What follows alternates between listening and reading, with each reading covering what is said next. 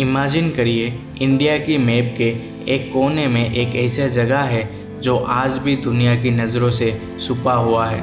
यहाँ तक पहुँचना इतना मुश्किल है कि इसका कैपिटल सिटी से 2 दिन तक ट्रेवल करने के बाद भी आप डायरेक्ट इस विलेज तक नहीं पहुँच सकते, क्योंकि यहाँ अभी तक रोड बना ही नहीं। यहाँ अभी तक ना नेटवर्क है, ना ही बिजली, ना ही हॉस्पिटल है। यहाँ ज़िंदगी आज भी बाकी इंडिया से 10 साल पीछे चल रहा है। मार्केट में मिलने वाली हर एक चीज़ें इंडिया से ज़्यादा बाहर की 2 देशों से यहाँ इजीली पहुँचता है। पानी से लेकर सब कुछ। इंडियन का प्रोडक्ट अगर लेके भी आएंगे ना, उनको जो दुकानदार है उनको थोड़ा महंगा पड़ जाता है। बराबर जो मिलते हैं वो लेके। और ट्रांसपोर्टेशन का मतलब सिर्फ एक ही है, पानी का रास्ता, जहाँ चलते हैं छोटे छोटे बोट्स। लेकिन असली मैजिक यहाँ से शुरू होता है। यहाँ के लोग, उनकी सिंप्लिसिटी और नेचर का अनटच ब्यूटी इतना रॉ और रियल है कि आप बिना इंटरनेट, बिना इलेक्ट्रिसिटी के भी 4-5 दिन कैसे निकल जाता है पता ही नहीं चलता। इंडिया की नॉर्थ ईस्ट की सबसे खूबसूरत स्टेट में से एक मिजोरम की एक कोने में बांग्लादेश और म्यांमार की बॉर्डर के पास छुपा हुआ एक छोटा सा गांव, ये है सुगर बसोरा।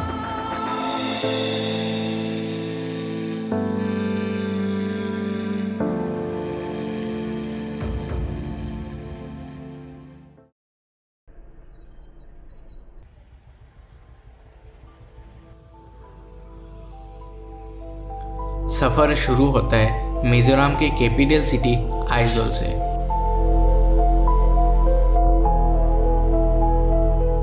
खूबसूरत पहाड़ी रास्ता और छोटा छोटा गांव को क्रॉस करते हुए हम पहुंचते मिजोरम की सेकेंड लार्जेस्ट सिटी लुंगलेई।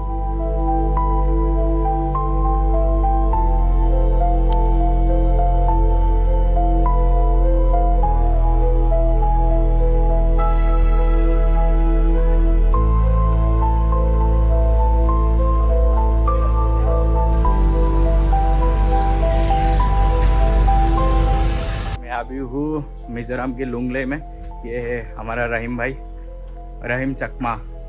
तो हम लोग साथ में हम लोग घूम रहे हैं यहाँ पे भाई के साथ। तो देखते हैं आगे मार्केट वगैरह घूमते हैं कैसा दिखता है। यहाँ पे भाई मिजो और चकमा लैंग्वेज अलग अलग है कि सेम है? अलग अलग। तो आप लोग जैसे मिजो लोगों के साथ बात करते हो तो क्या लैंग्वेज बोलते हो आप लोग? उन लोगों की भाषा में बोलते हैं, मतलब मिजो में बोलते मिजो। हो? उनको चकमा आता है, उन लोगों को नहीं आता है। अच्छा, मतलब स्टेट लैंग्वेज मिजो है और फिर ट्राइबल लोगों का अलग अलग लैंग्वेज रहता है। अच्छा, और यहाँ पे क्रिश्चियनिटी ज़्यादा है? क्रिश्चियन ज़्यादा है। और आप लोग क्या? बुद्धिस्ट। बुद्धिस्ट, मतलब चकमा लोग जो है वो बुद्धिस्ट है और बाकी लोग क्रिश्चियनिटी में ज़्यादा फॉलो करते हैं। आज यहाँ हम मिलने जा रहा है एक 9 साल की छोटी सी बच्ची से, जो है तो इतने रिमोट एरिया से, लेकिन उससे मिलने के लिए नरेंद्र मोदी जैसा देश के सबसे बड़ा नेता, राष्ट्रपति, अंबानी, अमिताभ बच्चन जैसे लीजेंड भी इंतज़ार करते हैं। ये है ईस्टर हमते, जो यूट्यूब और इंस्टाग्राम में बहुत ही फेमस है।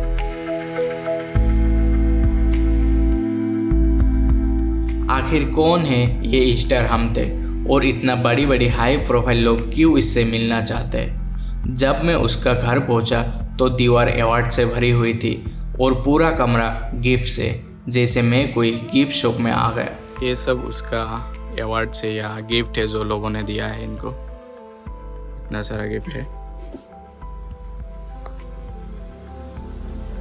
सिर्फ 9 साल की उम्र में ईस्टर ने अपनी आवाज़ से पूरा नॉर्थ ईस्ट का नाम पूरा भारत भर में रोशन कर दिया।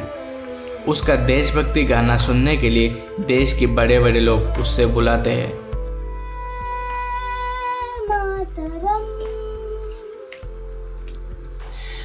वंदे मातरम, वंदे मातरम, वंदे मातरम, वंदे मातरम।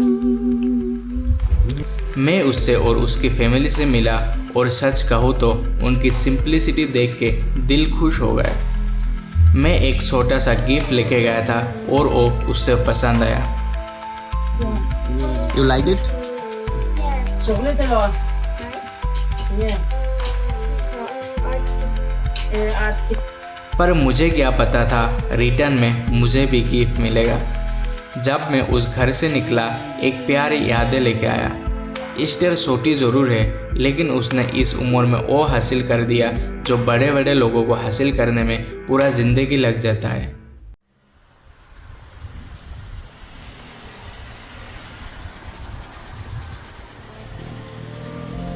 अगले दिन सुबह मैंने उस गांव के लिए जर्नी शुरू कर दिया। 5 घंटे की सफ़र के बाद हम एक ऐसा पॉइंट पे पहुंच गए जहां सब कुछ रुक गया। रोड वही ख़त्म हो गया। आगे सिर्फ खामोशी थी और बहता हुआ पानी। यहाँ तक रास्ता ख़त्म। अब यहाँ से बोट से जाना पड़ेगा आगे का रास्ता।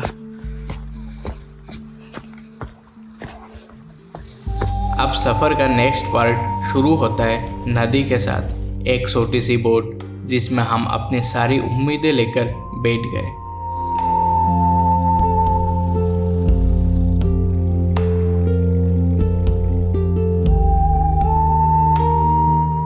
नदी उतनी सिंपल नहीं थी जितनी दूर से लग रही थी। कभी पानी कम हो जाता है, बोट पत्थरों में अटक जाता है, कभी हमें खुद उतर कर उसे धक्का देना पड़ता है। हर मिनट एक स्ट्रगल था, लेकिन हर सेकंड एक नया एक्सपीरियंस भी।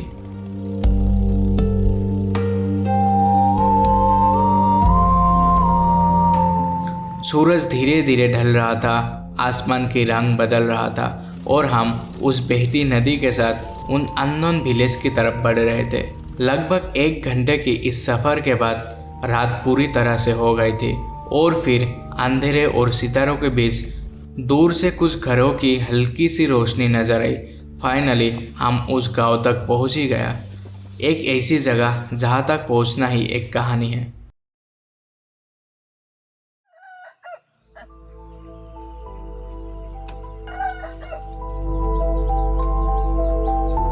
सुबह जब मेरी आँख खुली तो पहले कुछ सेकंड के लिए मुझे समझ ही नहीं आया मैं कहाँ हूँ। फिर जैसे ही मैं बाहर निकला, एक ऐसी नज़ारा मेरे सामने था जो शायद ज़िंदगी भर भूल ना पाऊँ। चारों तरफ ऊंची खूबसूरत पहाड़ जिन्हें हल्की सी फॉग ने अपने गोद में लेके रखा है, जैसे नेचर ने खुद उन्हें संभल कर रखा है।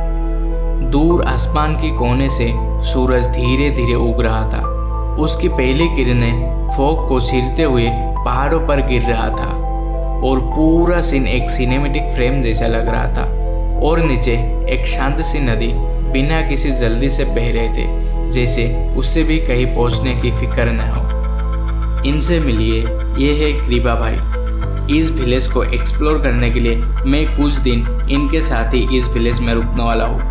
सुबह हो चुका था और इस विलेज में कोई चाय की दुकान नहीं था, तो हम लोगों ने चाय पीने के लिए नदी के उस पार चले। एक छोटी सी बोट से हम धीरे धीरे उस पर पहुंच गए और जैसे ही मैं वहां उतरा, सब कुछ मेरे लिए बिल्कुल नया था। छोटी सी दुकान, बेम्बू और लकड़ी से बनी हुई, लेकिन उसके अंदर जो दुनिया थी वो अनएक्सपेक्टेड थी। दुकान में रखे कोल्ड ड्रिंक्स, सेल्वेज पर सजे हुए स्नैक्स और रोज की यूज के सामान, ये सब कुछ इंडिया की नहीं थे। यह हर चीज में एक अलग ही मिक्स था।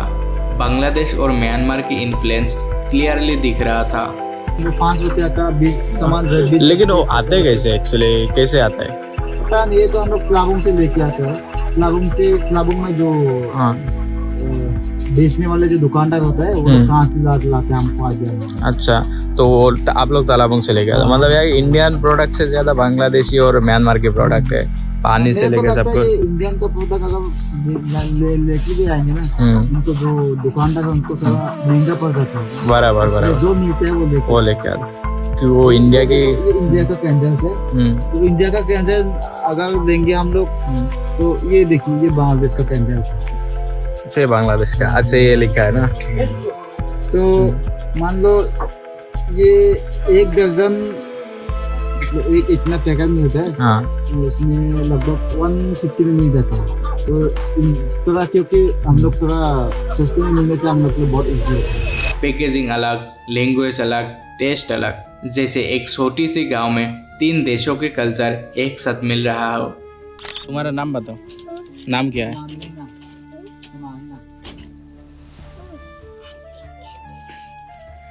क्या नाम है? ऐसे। और तुम्हारे नाम क्या है? त्रिशा भैया ये क्या है? ये वाला क्या है? टाइप का पत्ता है रोजनदीप का। और ये रोजनदीप बोलता है वो ये कटहल है कटहल। कटहल का? अच्छा वो पेज बना देते हो क्या? ये बनाना का फ्लावर है। बनाना का बोलो। नहीं मुझे नहीं। मैं नहीं नहीं तुम बोलो सब्सक्राइब। नहीं ऐसे नहीं बोलो सब्सक्राइब करो। बोलो नहीं बोलना हाँ सीधा ऐसा बोलना है हाँ सब्सक्राइब करो। ये है क्रीबा भाई की बेटी त्रिशा जो बहुत ही क्यूट है और उसे हल्की हल्की हिंदी भी आता है। पेट में मेरा बच्चा है पानी खाता पानी खाता चावल खाता भात खाता है। शाम होते ही त्रिशा ने कहा चलो मैं तुम्हें अपना गांव दिखाती हूँ। हम धीरे धीरे उन छोटे शांत रास्तों पर चलने लगे। कौन दादा है ये? अच्छा और किसका घर है? वो किसका है?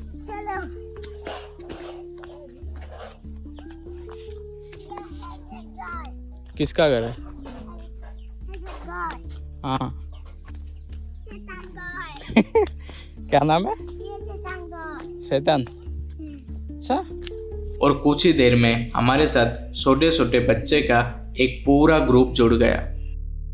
कोई हंसते हुए कोई चुपचाप, लेकिन सबकी आंखों में एक ही सवाल था। मैं महसूस कर रहा था यहाँ शायद बाहर से लोग बहुत ही कम आते हैं।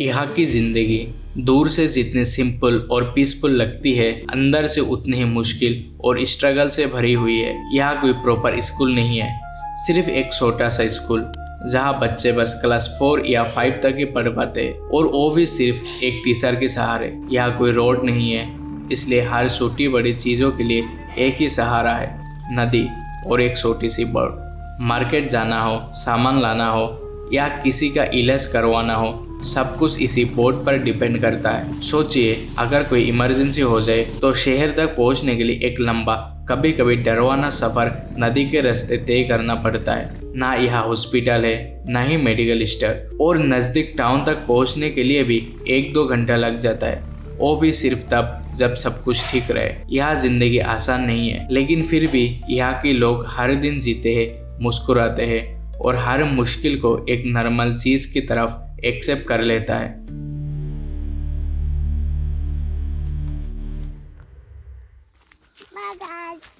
लगता है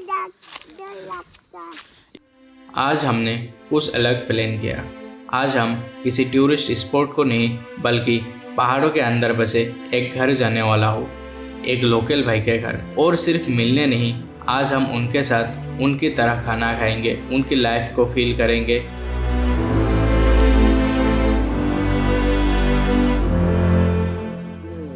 जंगल काटते हैं इस जंगल को जो है जो पेड़ वगैरह काट के गिराते हैं, तो 1 महीना 2 महीना सुखाएगा, उसके बाद बनाते हैं। लेकिन ये ठीक है, लेकिन यहाँ पे जैसे ऊपर से सीधा ढालन है, खेती कैसे करेगा? पानी कैसे रुकेगा इसके अंदर? तो ये जो है ना हाँ इसमें जो आपके साइड में जो क्या बोलते हैं ऐसे खेती करता है हाँ। वो अलग, ये अलग है, बस इसे चलाओ, इसको साफ करो। लेकिन क्या खेती करते उसके अंदर? चावल के? धान चावल ही है धान। अगर उसमें लैंडस्लाइड हो जाएगा तो ऐसा नहीं होता है, इसका दुक्का हो जाता है। मतलब इसमें वो पानी जमा करने का कोई जरूरत नहीं, बस लगा दो। बारिश ऊपर वाला के हाथ में। पतली सी रास्ता और चारों तरफ हरियाली, और रास्ते में ही एक छोटा सा नदी मिला, और इसी नदी के नाम से ही ये विलेज का नाम भी पड़ा। इसका नाम जो है सुगर बसरा। ये वाला और ये वाला इसी सीरियल के नाम पे हमारा नाम है। अच्छा तो इसका नाम है जो पानी छुरा। पानी जो मतलब फूल, हाँ। पानी मतलब पानी, हाँ पानी मतलब वाटर, छुरा हाँ। मतलब river, cold water. Cold water मतलब ये ठंडा है। हाँ बहुत ठंडा है।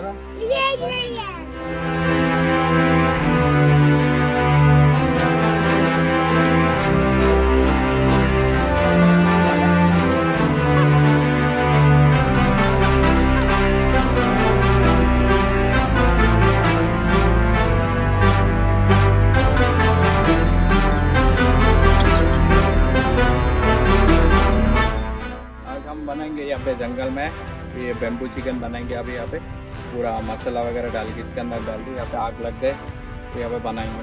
यहाँ पे डालेगा भैया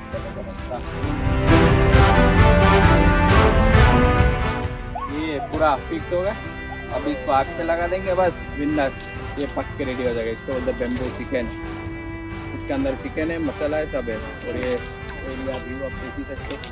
चलो देखते हैं अभी। इसे रखना है बेम्बू चिकन।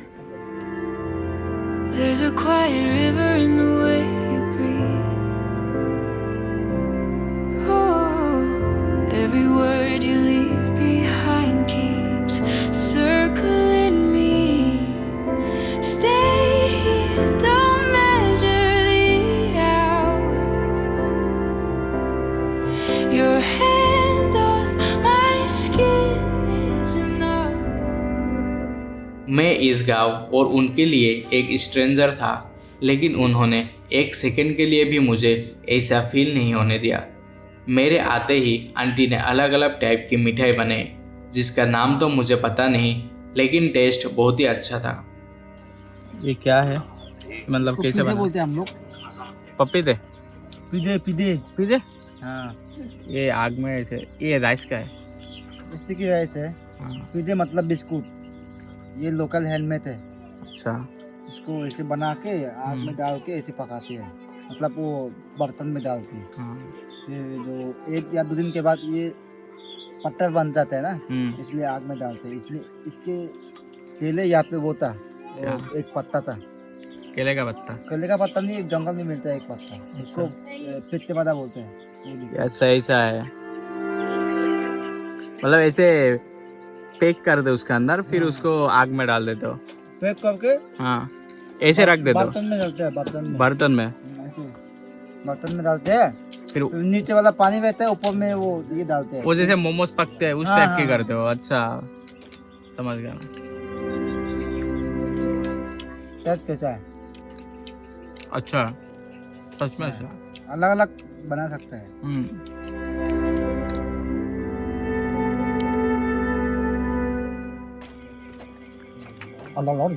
जूसी बन गया है पूरा। लोकल। हाँ, ये लोकल चिकन है। ये एक्चुअली ये 2 टाइप का ट्रेडिशनल है।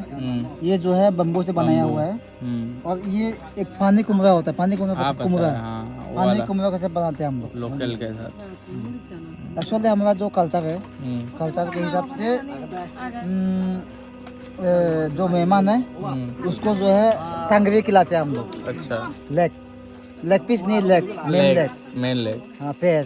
तो हमारा मानना है एक बार खिलाएगा तो दूसरी बार घूमने आएगा। अच्छा आइडिया है।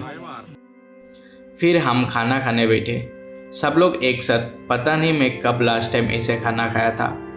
बातें, हंसी और वो पुरानी कनेक्शन जो शायद सिर्फ ऐसा मोमेंट में ही मिलता है। और फिर हमने एक फ़ोटो भी क्लिक की फ्यूचर की याद के लिए। रात काफ़ी हो चुकी थी तो हम लोग वापस घर की तरफ निकल पड़े, लेकिन दिल में एक अलग ही एक्साइटमेंट चल रहा था, क्योंकि कल मैं एक ऐसी जगह जाने वाला था जिसका इंतज़ार शायद इस पूरा सफ़र में सबसे ज़्यादा था।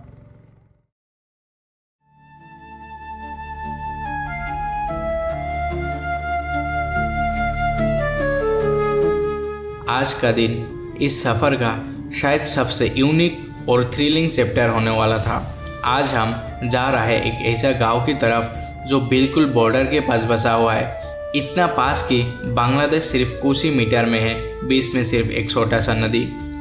सुबह ही हमने अपने बोट रेडी की और नदी के साथ अपना सफ़र शुरू कर दिया। पानी बिल्कुल शांत था, लेकिन अंदर एक अलग ही एक्साइटमेंट चल रहा था। कुछ देर बाद हम एक ऐसा पॉइंट पर पहुंच गए जहां सब कुछ एकदम शांत लग रहा था। नदी के एक तरफ इंडिया और दूसरी तरफ बांग्लादेश, बीच में बस एक बहती हुई लाइन जो 2 देशों को अलग कर रहे थे। यही वो पॉइंट था जहां से आगे बढ़ने के लिए रूल्स थोड़ा सा चेंज हो जाता है। यहाँ एंट्री करते ही एक चीज़ मैंडेटरी है, बोट पर अपना इंडियन फ्लैग लगाना ज़रूरी है, और दूसरी तरफ बांग्लादेश की बोट्स भी अपना फ्लैग के साथ ही चलता है। दोनों तरफ के लोग दोनों देशों के रूल्स लेकिन एक ही नदी, एक ही फ्लो।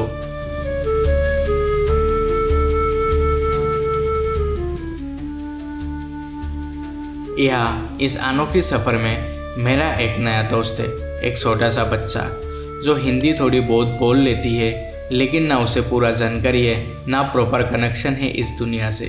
फिर भी उसकी आंखों में एक क्यूरियोसिटी थी और एक एक्साइटमेंट, जैसे वो भी इस सफ़र का एक हिस्सा बनना चाहता है। हम दोनों साथ निकल पड़े उस अनजान गांव को एक्सप्लोर करने। ये है बॉर्डर का फेंसिंग। क्या नाम है जगह का? लामता, एक गांव का नाम है। हाँ, 5 घर है। सोए वहाँ पे भी एक है ना।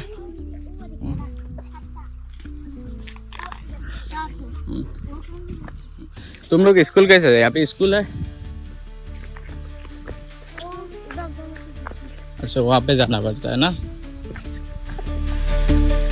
लैंग्वेज परफेक्ट नहीं थी, बातें कभी अधूरी रह जाती थी, लेकिन फिर भी हम समझ रहे थे एक दूसरे को।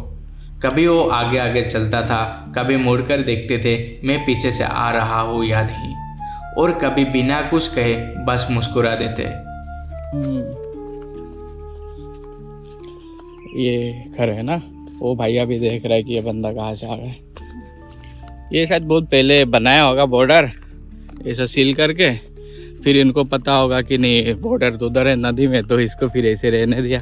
ये बॉर्डर जो पूरा जंग लग के ख़त्म हो चुका है, लेकिन है सील करने जैसा। बाकी इस साइड में जो वो भी इंडिया है, उस साइड में भी इंडिया है।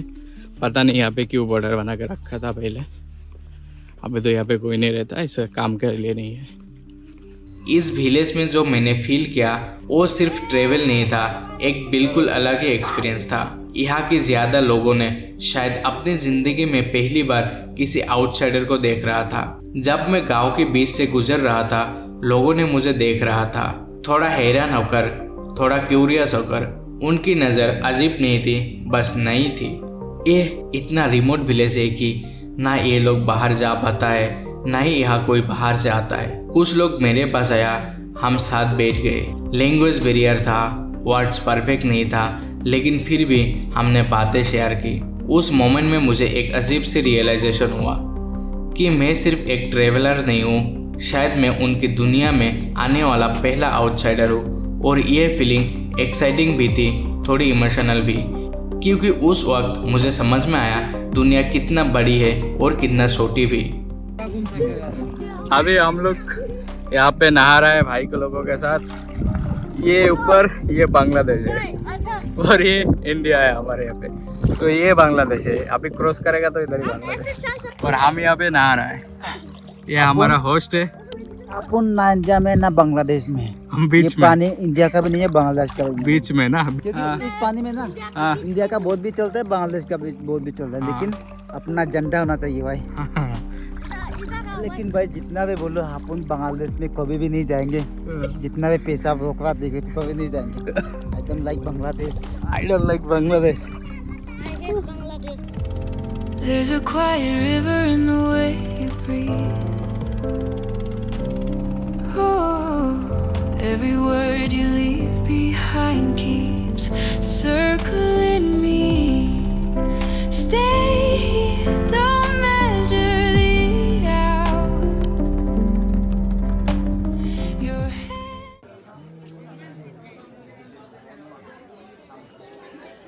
अभी हम पहुंच चुके हैं यहाँ की एक लोकल ट्राइबल मार्केट में। सुबह सुबह यह जगह बिल्कुल जिंदा हो जाता है। छोटे छोटे स्टॉल्स, फ्रेश सामान और लोकल लोगों की भीड़। यह सिर्फ एक मार्केट नहीं, बल्कि यहाँ की लोगों की डेली लाइफ का सेंटर है।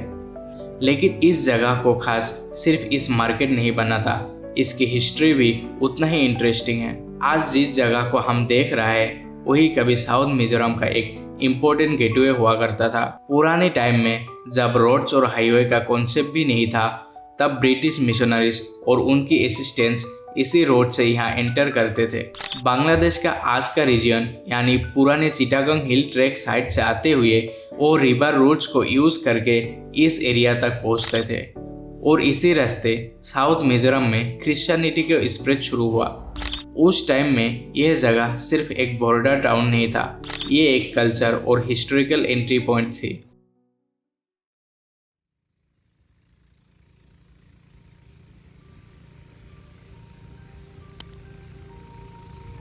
सफ़र ख़त्म होने वाला था, लेकिन दिल के अंदर कुछ शुरू हो चुका था। इन कुछ दिनों में मैंने सिर्फ एक जगह नहीं देखी, मैंने एक अलग दुनिया फील की, जहाँ ना इंटरनेट था, ना शहरों का शोर, लेकिन फिर भी ज़िंदगी पूरी थी। उन पहाड़ों के बीच, उस शांत नदी के किनारे और उन सिंपल लोगों के साथ मैंने कुछ ऐसा पाया जो शायद कहीं और नहीं मिलता। उन लोगों के पास ज़्यादा कुछ नहीं था, लेकिन जो था वो दिल से था। उनकी मुस्कान, उनकी अपनापन और वो छोटे छोटे मोमेंट्स, ये सब मेरे साथ हमेशा रहेगा। जब मैं वापस लौट रहा था तो रास्ते वही था, नदी वही थी, पहाड़ वही थी, लेकिन मैं पहले जैसा नहीं था। शायद हम सब अपने लाइफ में बहुत कुछ ढूंढते रहते हैं, better network, better life, better future, लेकिन यहाँ आके समझ में आया कभी कभी कम ही काफ़ी होता है।